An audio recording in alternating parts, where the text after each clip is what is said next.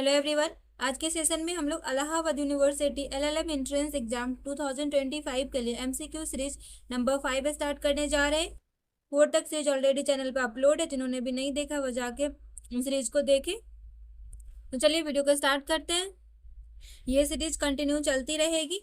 अब समय आप लोगों के पास बहुत कम है, 10-12 दिन का टाइम है, तो आप लोग एकदम मेन जो टॉपिक है बस उसको कवर कीजिए, रिवीजन कीजिए और एमसीक्यूज लगाते रहिए। जितना ज़्यादा से ज़्यादा एमसीक्यूज हो सके उतना ज़्यादा से ज़्यादा आप लोग एमसीक्यूज सॉल्व कीजिए। तो मेन टॉपिक पे एमसीक्यूज मैं अलग से ला दूंगी सब्जेक्ट वाइज। आप लोगों का रिएक्शन देख के अगर आप लोग चाह रहे हो लाएँ तो कमेंट बॉक्स में ज़रूर कमेंट कीजिएगा। तो चलिए, जिन्होंने भी सब्सक्राइब नहीं किया चैनल को सब्सक्राइब कर लीजिए, साथ ही बेल आइकन प्रेस कर लीजिएगा ताकि जो भी वीडियो सीरीज वगैरह अपलोड होते रहे आप तक नोटिफिकेशन चला जाएगा। तो चलिए चलते हैं, स्टार्ट करते हैं वीडियो को।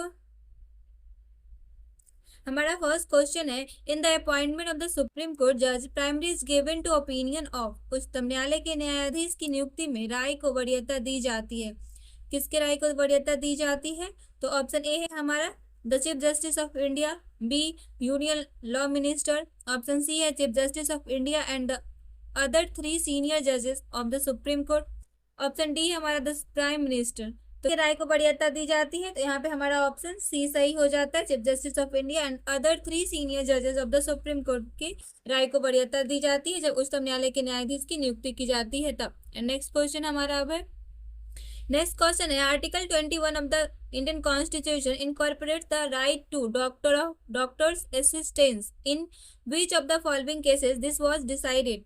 भारत के संविधान के अनुच्छेद 21 में डॉक्टर की सहायता का जो अधिकार है सम्मिलित किया गया है, निम्नलिखित में से किस बात में ऐसा निर्णय हुआ था कि डॉक्टर की सहायता का अधिकार हमारे अनुच्छेद 21 के तहत अधिकार है? तो ये ऑप्शन ए है हमारा Charles Sobhraj versus superintendent central jail, option B है Hoskot versus state of Maharashtra, option C है हमारा Sunil Batra versus Delhi administration, option D है Parmanand Katara versus union of India. तो इसका सही आंसर हमारा हो जाता है option D, Parmanand Katara versus union of India.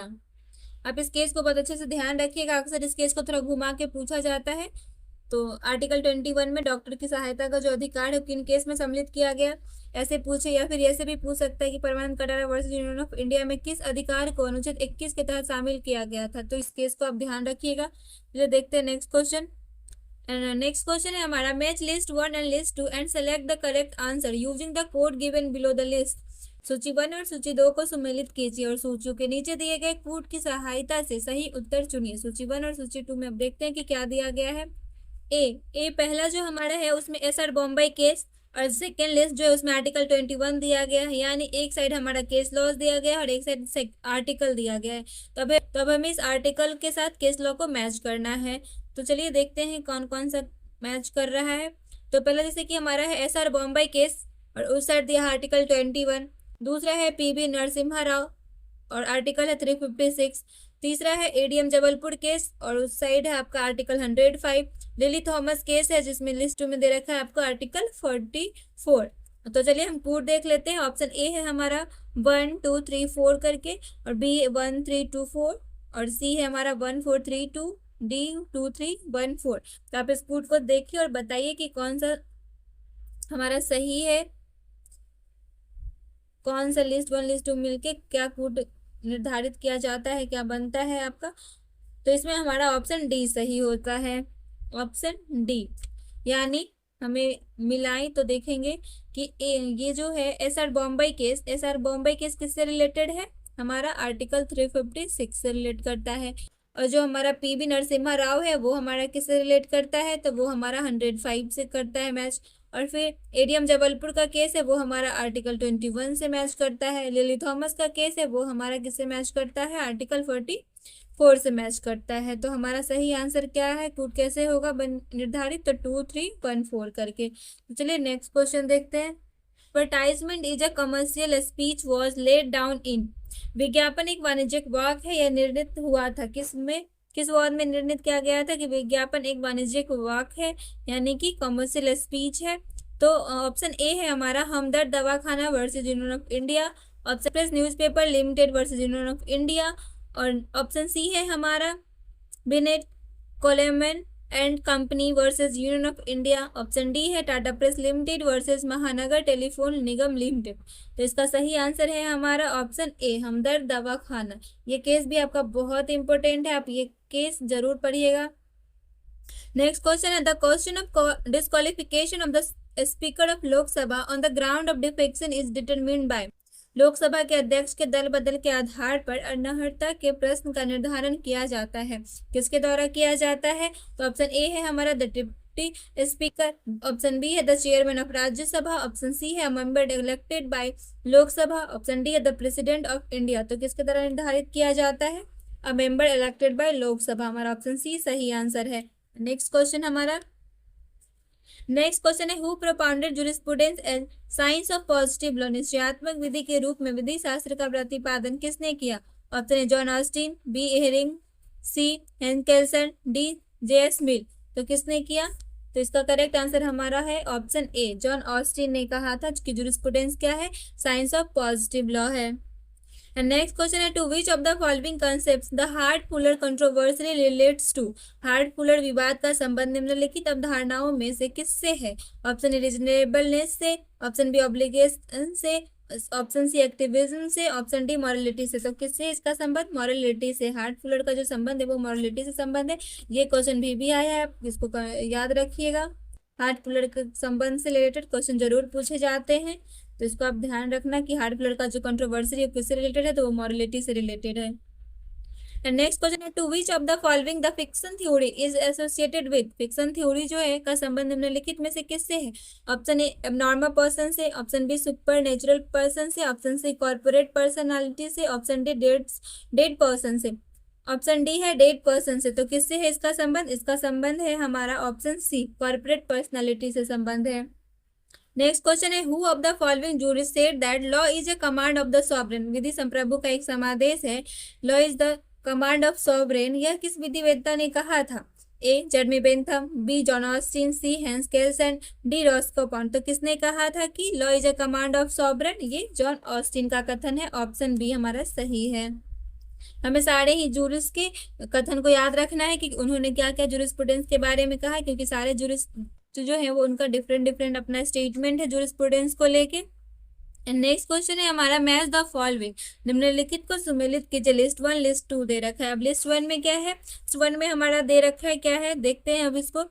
Statement ही है, उधर जैसे कस्टम वगैरह है तो कस्टम क्या है, फिर हॉलैंड का क्या कथन है, तो इन सब चीज डिफरेंट चीजें दे रखी हैं। जैसे हॉलैंड का एक कथन है, फिर प्रोफेसर रे का है, तो इन हेरिंग क्या कहते हैं। तो स्टेटमेंट एक तरह से, तो इसमें हमको मैच करना है कि क्या सही है।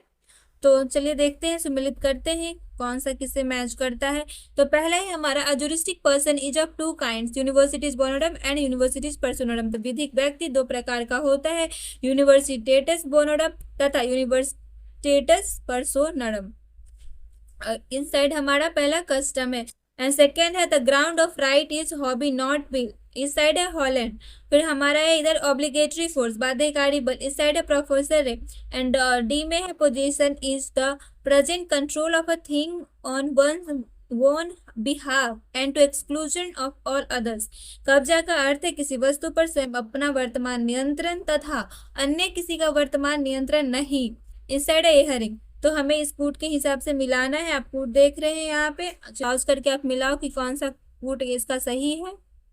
तो मैं बता दे रही हूँ, इसका सही आंसर आपका हो जाता है ऑप्शन सी। ऑप्शन सी जो हमारा है वो सही आंसर है।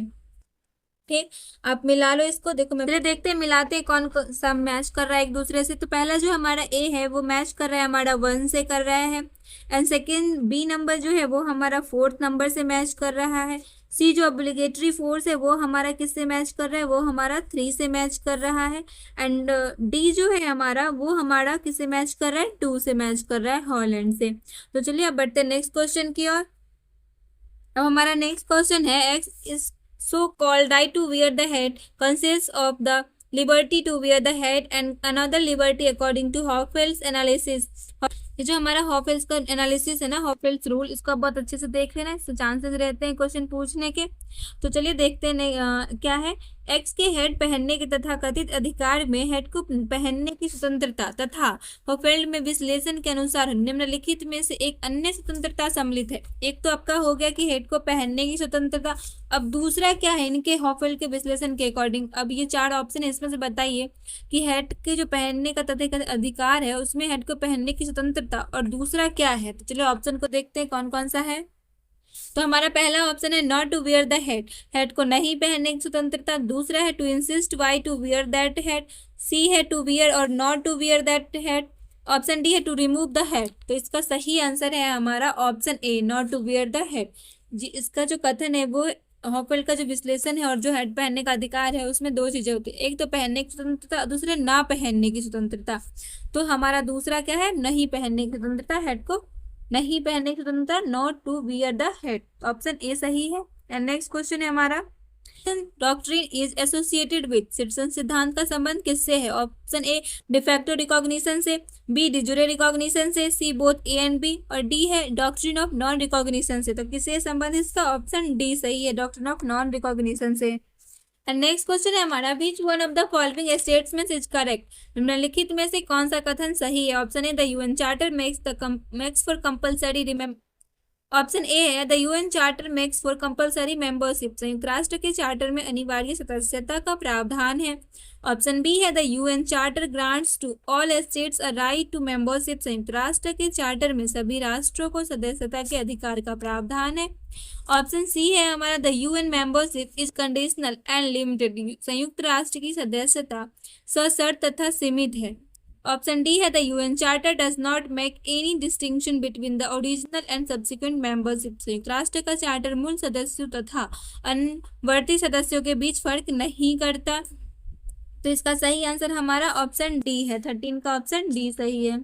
अब नेक्स्ट क्वेश्चन है, the international committee of red cross was founded by, red cross की अंतर्राष्ट्रीय समिति की स्थापना किसके द्वारा की गई है। ऑप्शन ए हेनरी ड्यूनंट के द्वारा, ऑप्शन बी है गुस्टेव माइनर के द्वारा, ऑप्शन सी है ह्यूगो ग्रोसियस के द्वारा, ऑप्शन डी है हमारा हांस पीटर गैसर के द्वारा। किसके द्वारा की गई है इसका रेड क्रॉस का स्थापना, international committee of red cross की स्थापना किसके द्वारा की गई है। तो इसका स्थापना किया गया है ए हेनरी ड्यूनंट के द्वारा। एंड नेक्स्ट क्वेश्चन है, the domestic jurisdiction clause is found in article dash of the UN charter, संयुक्त राष्ट्र चार्टर के अनुच्छेद डैश में देशीय अधिकारिता का खंड दिया गया, किस अनुच्छेद में दिया गया। Option A article 2 class 3, option B article 2 class 7, option C article 2 class 4, option D article 2 class 6। तो किस में दिया गया है, ये आर्टिकल 2 क्लास 7 में दिया गया है। नेक्स्ट क्वेश्चन हमारा, नेक्स्ट क्वेश्चन है, the monistic theory is associated by, एकात्मवाद की वकालत किसने की। Option A Oppenheim, B Brownlie, C Kelsen, D Brierly. तो किसने किया, तो ऑप्शन सी हमारा सही है, केल्सन ने किया। नेक्स्ट क्वेश्चन है, match the following Haya de la Torre, inside है आपका आर्टिकल 38 आईसीजे और दूसरा है आपका हेले सेलासी, इसका एसाइलम है शरण स्थान। ऑप्शन सी है अपना war to end all wars, सभी युद्धों को समाप्त करने के लिए युद्ध। रिकॉग्निशन है ओपिनियन ऑफ क्वालिफाइड पब्लिसिस्ट, योग्य अंतर्राष्ट्रीय विधिवेताओं की राय। इनसाइड है आपका लीग ऑफ नेशन। तो आप खुद के अकॉर्डिंग मिलाओ कि कौन सा यहाँ पे मैच हो रहा है, आप मिलाइए इसका कौन सा मिल रहा है। इसका सही आंसर आपका हो जाता है ऑप्शन ए 2 3 4 1, 2 3 4 1। तो आप मिला लो, ए का 2 जाएगा, बी का आपका कहाँ, बी का आपका हो जाएगा 3 और 3 का सी का हो जाएगा आपको कौन सा 4 और डी का आपका हो जाएगा फर्स्ट। चलिए अब देखते हैं, in which of the following case the supreme Court held made that all marriages should be made compulsory registration, निम्नलिखित किस वाद में उच्चतम न्यायालय ने कहा है कि समस्त विवाहों को अनिवार्यतः पंजीकृत होना चाहिए। Option A Ashok Hurra versus Rupa Hurra, option B John Vallamattom versus Union of India, option C है Seema versus Ashwini Kumar, option D है समीमाड़ा वर्सेज उत्तर प्रदेश राज्य स्टेट ऑफ यूपी। तो अपना सही आंसर यहाँ पे हो जाता है ऑप्शन सी, सीमा वर्सेज अश्विनी कुमार के केस में कहा गया कि सारे हिंदू विवाह जो होते हैं उसका रजिस्ट्रेशन करना अनिवार्य है। Next question, in Muslim law हिजनात रिलेट्स टू, मुस्लिम विधि में जो हिजानत है किससे संबंधित है? Option A mother's custody of child, option B mother's custody of child, option C father's custody of child, option D sister's custody of child. ये जो मुस्लिम लॉ में हिजानत है वो किससे संबंधित है? तो वो ऑप्शन ए हमारा सही आंसर है, वो मदर्स कस्टडी ऑफ चाइल्ड से संबंधित है। एंड नेक्स्ट क्वेश्चन है हमारा, मुस्लिम मैरिजेज विद नॉन किताबिया, नॉन किताबिया द मैरिज इज, मुस्लिम स्त्री जो कि नॉन किताबिया से विवाह करती है, यह विवाह क्या होगा? ए सही यानी विद्यमान है, वैलिड है, ऑप्शन बी बातिल शून्य यानी वॉइड है, ऑप्शन सी फासिद यानी शून्य करने यानी वॉइडेबल है, option D none of the above. तो यहाँ पे जो सही आंसर है हमारा वो क्या है? ये वॉइडेबल हो जाएगा यानी कि फासिद। नेक्स्ट क्वेश्चन है, which of the following statement is correct, निम्नलिखित में से कौन सा वक्तव्य सही है? Option A, an agreement made without consideration is voidable, बिना प्रतिफल के किया गया करार शून्य करणीय है। Option B, an agreement made without consideration is void, बिना प्रतिफल के किया गया करार शून्य है। Option C, a contract made without consideration is valid, बिना प्रतिफल के की गई संविदा विधि मान्य है। Option D, a contract made without consideration is void, बिना प्रतिफल की गई संविदा शून्य है। तो यहाँ पे कौन सा जो स्टेटमेंट है वो करेक्ट है? तो option B, an agreement made without consideration is void. जब हम कोई एग्रीमेंट करते हैं तो उसमें हमारा कंसिडरेशन बहुत अनिवार्य एलिमेंट्स हो जाता है। अगर एग्रीमेंट में कंसिडरेशन नहीं है तो वो एग्रीमेंट एग्रीमेंट होगा ही नहीं, वो वॉइड हो जाएगा, क्योंकि वो एग्रीमेंट ही नहीं हो पाएगा, बिना कंसिडरेशन एग्रीमेंट होगा ही नहीं। तो N agreement made without consideration is void, अगर बिना कंसिडरेशन का एग्रीमेंट होता है तो वॉइड हो जाएगा। एंड नेक्स्ट क्वेश्चन है, इन Khemchand versus बेरन 1883, in context of public policy relating to a contract, it was decided that, संविदा से संबंधित जन नीति के संदर्भ में खेमचंद बनाम वेरन 1888 के मामले में दिया गया निर्णय क्या है? Option A, help given or promise to a dancing girl is tainted with immorality, किसी नृत्य बाला को की गई सहायता या सहायता करने का वादा अनैतिक से दूषित होता है। ऑप्शन बी है, help given or promise to a dancing girl is not tainted with immorality, किसी नृत्य बाला को की गई सहायता या सहायता करने का वादा अनैतिक से दूषित नहीं होता है। ऑप्शन सी है, help given or promise to a dancing girl does not constitute valid consideration for a contract, जैसे नृत्य बाला को की गई सहायता या सहायता करने का वादा किसी संविदा के लिए विधि मान्य करार नहीं होता। ऑप्शन डी है, help given or promise to a dancing girl is an offer for a contract, किसी नृत्य बाला को की गई सहायता या सहायता करने का वादा संविदा का प्रस्ताव है। तो यहाँ पे हमारा सही आंसर हो जाता है कौन सा? Option B. क्या कहा गया था इस मामले में? तो ऑप्शन बी हमारा सही आंसर है, आप देख लो। नेक्स्ट क्वेश्चन है, the issue is Paradine versus Jane 82 was, Paradine बनाम जेन 82 के मामले में मुद्दा था, कौन सा मुद्दा था पैराडाइन बनाम जेन का? तो option A mistake, B fraud, C frustration, D under influence. तो कौन सा था? ये फ्रस्ट्रेशन का था, ऑप्शन सी। नेक्स्ट क्वेश्चन है, who observe that the penal law of primitive communities was not the law of crime but the law of wrongs or torts, किसने कहा कि पुरातन समुदाय की दांडिक विधि आपराधिक विधि नहीं थी, वह तो अपकृत्य अथवा दोषों की विधि थी? Option A Austin, B Blackstone, C Henry Maine, D Roscoe Pound. तो किसने कहा? ये हेनरी मैन ने कहा, ऑप्शन सी। नेक्स्ट क्वेश्चन है, यूबी जैसी भी रेमेडियम मीन, जहाँ अधिकार है वहाँ उपचार भी है, का अर्थ क्या है? Option A, every law provides for remedies, हर विधि उपचार का उपबंध करती है। ऑप्शन बी है, there is no remedy without a wrong, जहाँ दोष नहीं है वहाँ उपचार भी नहीं है।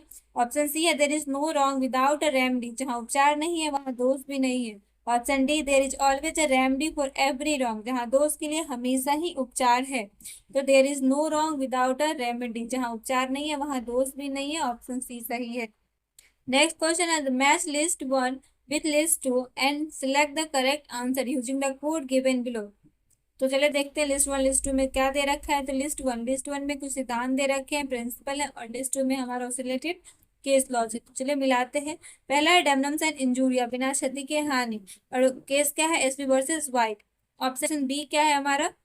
एंड सिचुएशन बी क्या है? एब्सोल्यूट लाइबिलिटी, पूर्ण दायित्व, और केस लॉज है स्टिलने वर्सेस पॉविल। और सिचुएशन थर्ड है हमारा इंजूरियस एंड डैमनम, बिना क्षति के, बिना एंड थर्ड सिचुएशन है इंजूरियस एंड डैमेज, बिना हानि के क्षति। केस है रायलैंड वर्सेस फ्लेचर। और सिचुएशन डी है इनविटेबल एक्सीडेंट, अपरिहार्य दुर्घटना। यहाँ केस है ग्रोसेरी ग्रामर स्कूल का। तो चलिए देखते हैं कि कौन सा है हमारा। ये रहा आपका कोड, तो आप इसको मिला लीजिए, देखिए कौन सा किससे मैच कर रहा है यहाँ पे। तो हमारा सही आंसर है यहाँ कौन सा, ऑप्शन बी। ऑप्शन बी जो है वो सही है। अब इसके अकॉर्डिंग हम कोड मिलाएंगे। नेक्स्ट क्वेश्चन है द वर्ड टॉट has been derived and has its origin in. अब प्रत्यय शब्द लिया गया है, कहाँ से लिया गया है, किस भाषा से लिया गया है तथा इसका उद्गम क्या है। तो ऑप्शन ए है French language, B Latin language, C Roman language, D none of this. यहाँ की भाषा से लिया गया है डॉट शब्द, तो ये लिया गया है लैटिन लैंग्वेज से। जो हमारा डॉट शब्द है वो लैटिन टर्म से बना हुआ है। नेक्स्ट क्वेश्चन है the propounder of pigeon hole theory is. कबूतरखाना सिद्धांत के प्रतिपादक है A Salmond, B Winfield, C Clerk and Lindsell. Option D है ऑस्टिन। तो कौन है इसके और 30 का, तो इसका आंसर ए सही है, सामंत। द पिजन होल थ्योरी जो थे उनके प्रपाउंडर कौन है, उनके प्रपाउंडर सामंत है, ऑप्शन ए। और जो विनफील्ड का थ्योरी था वो था यूटिलिटी थ्योरी। सामंत का क्या था, पिजन होल थ्योरी, और इनका था यूटिलिटी थ्योरी विनफील्ड का। नेक्स्ट क्वेश्चन है which one of the following is not a public servant. निम्नलिखित में से कौन लोक सेवा नहीं है। तो पहला है लिक्विडेटर, दूसरा है सिविल जज, सी है member of a panchayat assisting a court of justice, option D है secretary of a cooperative society. तो इसका सही आंसर है हमारा option D, secretary of a cooperative society is not a public servant. बाकी के जो तीन है ये पब्लिक सर्वेंट है। नेक्स्ट क्वेश्चन है ए इज पैरामर ऑफ जेड्स wife, she gives a ring of gold which A knows to belong to her husband Z. A Z की पत्नी का चार है, वह एक को सोने की एक अंगूठी देती है जिसे ए जानता है कि यह जेड के पति की है। ऑप्शन ए है ए commit theft of ring, A ने अंगूठी की चोरी का अपराध किया है। बी है A does not commit theft of ring, A ने अंगूठी की चोरी का अपराध नहीं किया है। ऑप्शन सी है Jades wife commit theft, Z की पत्नी ने चोरी का अपराध किया है। डी है Jades wife does not commit theft, Z की पत्नी ने चोरी का अपराध नहीं किया है। तो यहाँ सही आंसर है हमारा option A commits theft of ring. Next question है which of the following is the offence which is punishable in 4 stages. निम्नलिखित में से कौन सा ऐसा अपराध है जो 4 चरणों में दंडनीय है। Option A robbery, option B डकैती, सी मर्डर, डी रेप। तो कौन सा ऐसा अपराध है, तो option B next. Question question है A instigates, B is kidnap son of Z, B instigates to do so and C kidnap son of Z. A B को जेड के लड़के को हरण करने के लिए उकसाता है, और बी सी को ऐसा करने को उकसाता है, और सी जेड के लड़के का हरण कर लेता है। तो ऑप्शन ए है, यहाँ सिचुएशन क्या सब देखते हैं। तो ऑप्शन ए है अपना कि only B is guilty of abetting C, सिर्फ बी ही सी को उकसाने का अपराधी है। बी है only A is guilty of abetment, सिर्फ ए ही उकसाने का अपराधी है। ऑप्शन सी है both A and B are guilty of abetment, A और बी दोनों उकसाने के अपराधी हैं। ऑप्शन डी है नन ऑफ दिस, उपयुक्त में से कोई भी नहीं। तो यहाँ पे सही आंसर हमारा कौन सा है, बोथ ए एंड बी दोनों ही सिचुएशन सही हैं। Both A and B are guilty of abetment. Next question है conspiracy is an offence having mens rea without any actus reus. षड्यंत्र एक अपराध है जो कृत्य की अनुपस्थिति में दुराशय रखता है। Option A yes, B no, C depends upon circumstances, परिस्थितियों पर निर्भर करता है। Option D depends upon judicial discretion, न्यायिक समविवेक पर निर्भर करता है। तो इसका सही आंसर है option C depends upon circumstances. Next question है the right of private defence is available to, निजी रक्षा का अधिकार निम्नलिखित को उपलब्ध है। Option A the aggressor, B the person who has attacked, C the aggressor and the victim, D the act done in defence of a person who was attacked. तो यहाँ पे कौन सा सही है, ऑप्शन सी सही है, the aggressor and the victim. Next question है in abetment of an offence can be constituted by, अपराध का दुष्प्रेरण निम्नलिखित के द्वारा संस्थापित हो सकता है। Option A instigation, B conspiracy, C intentional aid, D all of the above. तो यहाँ पे सही answer option D all of the above, तीनों ही सही है। इन तीनों के ही द्वारा अवेटमेंट किया जा सकता है और किसी भी ऑफेंस के लिए, किसी किसी को उकसा के किया जा सकता है दुष्प्रेरण, या फिर षड्यंत्र के द्वारा किया जा सकता है, या फिर सहायता किया जा सकता है, साथ से सहायता की वो कुछ अपराध करे। तो यह तीनों ही सिचुएशन सही है। एंड नेक्स्ट क्वेश्चन है इलिगेट इंटरकोर्स इम्प्लाइज विधि विरुद्ध संभोग का आशय है। Option A rape, B prostitution, C sex between two person not united by lawful marriage विधिवत विवाह द्वारा न जुड़े दो व्यक्तियों के बीच यौन संबंध, डी है सेक्स विथ स्लीपिंग वुमेन निद्रा में या निष्क्रिय स्त्री के साथ यौन संबंध। यहाँ पे कौन सा सही है? यहाँ पे ऑप्शन सी सही है। And next question, a police officer arrested and detained a girl in the lockup. Lockup despite bail order. The police officer shall be guilty of. Police officer ने लड़की को गिरफ्तार किया और जमानत के आदेश के बावजूद उसे हवालात में रोके रखा। पुलिस अधिकारी निम्नलिखित का अपराधी है। किसका अपराधी है पुलिस अपराधी? तो option A kidnapping, B abduction, C intimidation, D wrongful confinement. तो पुलिस अधिकारी जो है वो किस अपराध के लिए दोषी होगा? तो हमारा यहाँ पे ऑप्शन डी हो जाएगा, रॉन्गफुल कन्फाइनमेंट के लिए। नेक्स्ट क्वेश्चन है the transfer of property act 1882 applies to. संपत्ति का हस्तांतरण अधिनियम 1882 लागू होता है। Option A immovable property only, B immovable property only, C both movable and immovable property, D none of the above. तो ये किस पे अप्लाई करता है? तो इसका ऑप्शन सी है, जो ट्रांसफर ऑफ प्रॉपर्टी और बोथ मूवेबल एंड इमूवेबल दोनों ही प्रॉपर्टी पर लागू होती है। अब इसके कुछ प्रोविजंस हैं जो सिर्फ मूवेबल पे लागू होते हैं, कुछ प्रोविजंस हैं जो इमूवेबल पर लागू होती है। लेकिन यहाँ पे हमारा क्वेश्चन है कि टीपी 1882 किस पर लागू होती है? मूवेबल, इमूवेबल और बोथ। तो बोथ ऑप्शन है तो हम बोथ पे टिक करेंगे कि both movable and immovable property दोनों को ही टीपी कवर करती है। नेक्स्ट क्वेश्चन है in the case of Ramcharan Das versus Ramchandra it was held that. Ramcharan Das बनाम रामचंद्र मामले में कहा गया, क्या कहा गया? Option A oral gift of immovable property is valid, अचल संपत्ति का मौखिक उपहार मान्य है। Option B oral transfer of immovable property is invalid if not registered, यदि पंजीकृत ना हो तो अचल संपत्ति का मौखिक हस्तांतरण अमान्य है।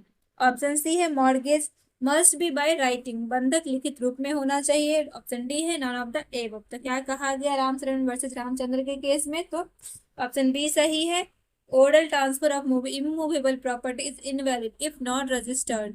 And next question है law of election is embodied in, चुनाव के सिद्धांत को समाहित किया गया। ये सब टीपी का डॉक्ट्रिन है, आप उसको अच्छे से देखना। सही ऑप्शन ए है section 34, B section 35, C section 36, D section 37। तो ये किससे रिलेटेड है? ये हमारा ऑप्शन बी सेक्शन 35 में डॉक्ट्रिन ऑफ इलेक्शन दिया गया है। नेक्स्ट क्वेश्चन है in which case did the supreme Court uphold the constitutional validity of the minimum wages act. सर्वोच्च न्यायालय ने किस मामले में न्यूनतम मजदूरी अधिनियम की संवैधानिक वैधता को मान्यता दी थी? Option A Vijay cotton mills versus state of Ajmer, option B express newspapers versus union of India, option C Bengaluru water supply versus A Rajappa, option D Raspur mills versus Raman Lal Chaman Lal. इसका करेक्ट आंसर है option A Vijay cotton mills versus state of Ajmer. And next question है in which case did the supreme Court hold that wages fix under the minimum wages act can not be waived by an agreement. किस मामले में सर्वोच्च न्यायालय ने कहा कि न्यूनतम मजदूरी अधिनियम के अंतर्गत निर्धारित मजदूरी को किसी समझौते से छोड़ा नहीं जा सकता? Option A Unichoyi versus state of Kerala, B Bengaluru water supply versus Rajappa, C State of Bombay versus Ali Saheb, D DCM limited versus chief inspector. इसका करेक्ट आंसर ऑप्शन ए है। नेक्स्ट क्वेश्चन है in which case did the court hold that the minimum wages act is a beneficial legislation and must be interpreted liberally. किस मामले में न्यायालय ने कहा कि न्यूनतम मजदूरी अधिनियम एक कल्याणकारी कानून और इसे उदारता पूर्वक व्याख्यायित किया जाना चाहिए? Option A Vijay cotton mills versus state of Ajmer, option B Unichoyi versus state of Kerala, option C Chandra Bhavan boarding versus state of Mysore, और ऑप्शन डी है State of Bombay versus Ali Saheb. तो इसका सही आंसर हमारा कौन सा है? इसका ऑप्शन सी करेक्ट आंसर है। And next question, in which case it was held that payment of minimum wages is compulsory even if the employer faces financial difficulties. इस मामले में यह निर्णय दिया गया कि नियोक्ता की वित्तीय कठिनाइयों के बावजूद न्यूनतम मजदूरी का भुगतान अनिवार्य है। Option A Unichoyi versus state of Kerala, B Vijay cotton mills versus state of Ajmer, option C है Chandra Bhavan boarding versus state of Mysore, option D है Bengaluru water supply versus A Rajappa. तो इसका ऑप्शन सी सही। नेक्स्ट क्वेश्चन है, in which case did the supreme court discuss that minimum wages ensure the bare subsistence of the worker and can not be compromise. किस मामले में सर्वोच्च न्यायालय ने कहा कि न्यूनतम मजदूरी कर्मचारी की बुनियादी जीविका की गारंटी देती है और इससे समझौता नहीं हो सकता। Option A Unichoyi versus state of Kerala, B Vijay cotton mills versus state of Ajmer, C Chandra Bhavan boarding versus state of Mysore और D express newspapers versus union of India. तो किस केस में कहा गया? ऑप्शन ए सही आंसर है, Unichoyi versus state of Kerala में। एंड नेक्स्ट क्वेश्चन है, स्टैंडिंग ऑर्डर्स किस अधिनियम के अंतर्गत आते हैं? Standing orders come under which act?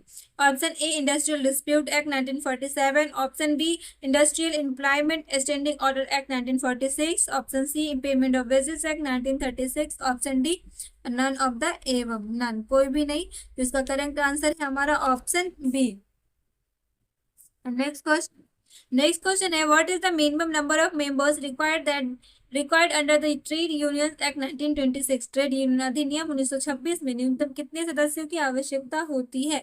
Option A 7, option B 10, option C 20, option D 15। कितने की आवश्यकता होती है? तो ऑप्शन ए सही है, 7 की आवश्यकता होती है। नेक्स्ट क्वेश्चन है, what is the duration of maternity leave under the maternity benefit act 1961? मातृत्व लाभ अधिनियम 1961 में मातृत्व अवकाश की अवधि कितनी है? Option A 12 weeks, B 26 weeks, option C 30 weeks, D none. तो कौन सा है इसका? ऑप्शन बी यानी कि 26 वीक्स। नेक्स्ट क्वेश्चन है, अप्रोप्रिएट गवर्नमेंट का तात्पर्य किस अधिनियम के तहत आता है? Under which act is the term appropriate government defined? Option A industrial dispute act 1947, option B payment of wages act 1936, option C payment of bonus act 1965, option D none.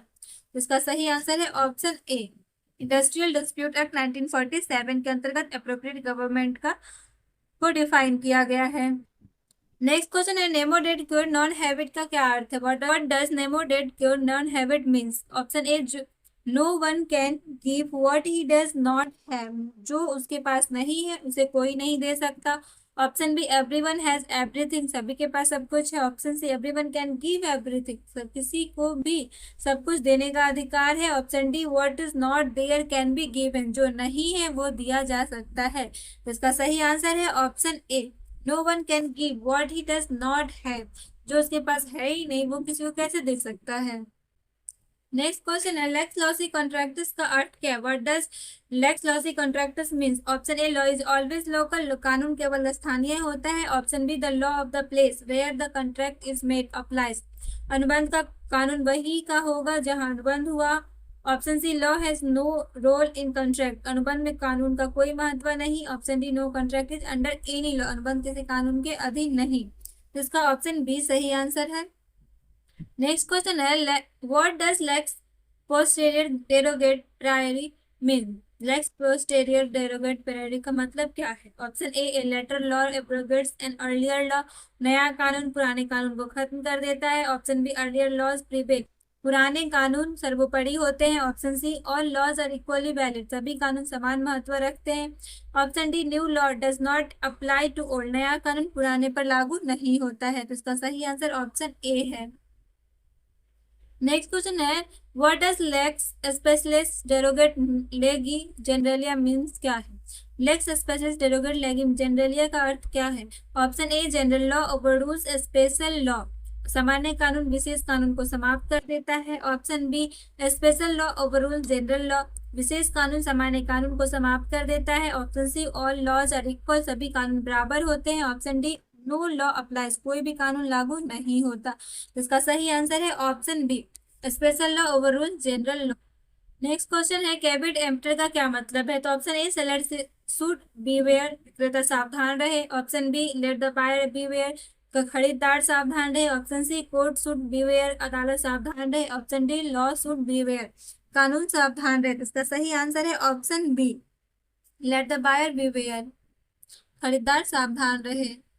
Next question है, कैवेट वेंडेटर का क्या अर्थ है? Option A let the buyer beware, option B let the seller beware, option C court should beware, option D no one needs to B where.